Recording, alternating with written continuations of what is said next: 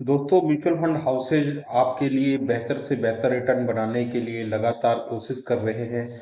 ऐसे में आप खुद से शेयर बाजार में निवेश करके जो जोखिम उठा रहे हैं उसको ना जोखिम लें और म्यूचुअल फंड में निवेश करना शुरू करें।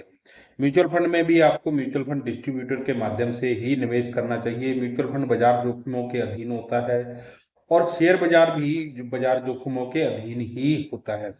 पर जब आप एक म्यूचुअल फंड डिस्ट्रीब्यूटर के माध्यम से निवेश करते हैं तो वो आपके जो फंड का निवेश है वो बढ़िया तरीके से निवेश करके देता है और एक अच्छी रिटर्न बनाना उसका काम होता है, क्योंकि उससे के लिए आप एक क्लाइंट होते हैं और क्लाइंट म्यूचुअल फंड डिस्ट्रीब्यूटर के लिए भगवान की तरह ही होता है। जैसे आप कोई अगर बिजनेस करते हैं तो आपका कस्टमर आपके लिए भगवान होता है, इसीलिए म्यूचुअल फंड डिस्ट्रीब्यूटर के लिए उसका क्लाइंट उसका भगवान होता है। तो म्यूचुअल फंड में जो आप निवेश करते हैं उसकी अवधि को भी पहले से ही सेट रखना चाहिए। अगर आप बहुत कम समय के लिए निवेश कर रहे हैं तो म्यूचुअल फंड आपको अच्छा रिटर्न नहीं देगा।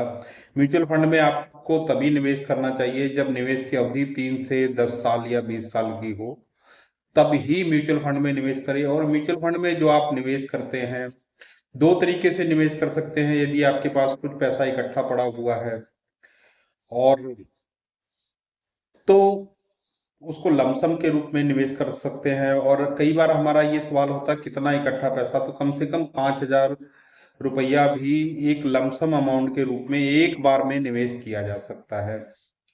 और एसआईपी के माध्यम से भी हर महीने आप निवेश कर सकते हैं। यदि आपके पास इकट्ठा पैसा नहीं है और आपने नई नई जॉब ज्वाइन की है या आपके घर में एक बेटे या बेटी ने जन्म लिया और उसकी मैरिज की प्लानिंग कर रहे हैं, तो ऐसे में जो एसआईपी है वो सबसे बढ़िया विकल्प रहता है निवेश का। एसआईपी के माध्यम से जब आप रेगुलरली पैसा मंथली बेसिस पर इन्वेस्ट करते रहते हैं तो एक समय के बाद वो बहुत अच्छा फंड बन जाता है और बहुत अधिक पैसा बन जाता है। वो कंपाउंडेड होता जाता है, यानी उस पे जो कंपाउंड एनुअल ग्रोथ रेट यानी कंपाउंड ब्याज पे ब्याज लगता रहता है और पैसा अच्छा बनता जाता है।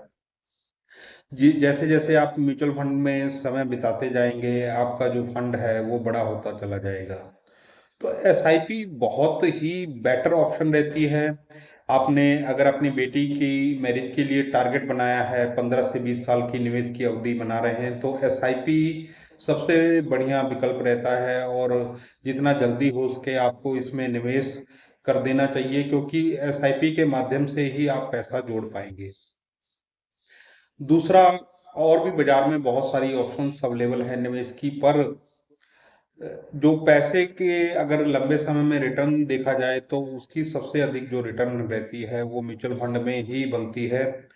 तो ऐसे में रिस्क तो है, पर आपकी रिस्क लेने की कैपेसिटी कितनी है ये इस बात पर निर्भर करती है। यदि आप यंग एज में हैं तो आपको एसआईपी ही करवानी चाहिए। आपके पास 10 से 15 साल का समय है तो आपको एसआईपी ही करवानी चाहिए। यदि आप रिस्क ले सकते हैं तो आपको एसआईपी ही करवानी चाहिए।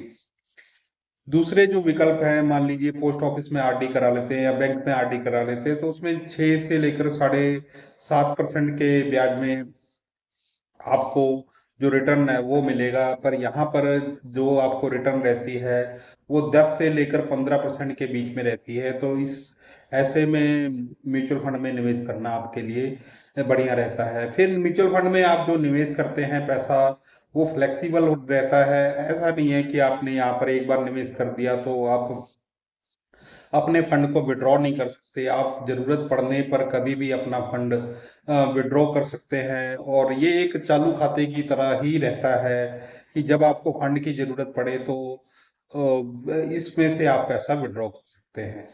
तो जितना जल्दी हो सके जैसे आप जॉब ज्वाइन करें आपको एसआईपी करा लेनी चाहिए। धन्यवाद।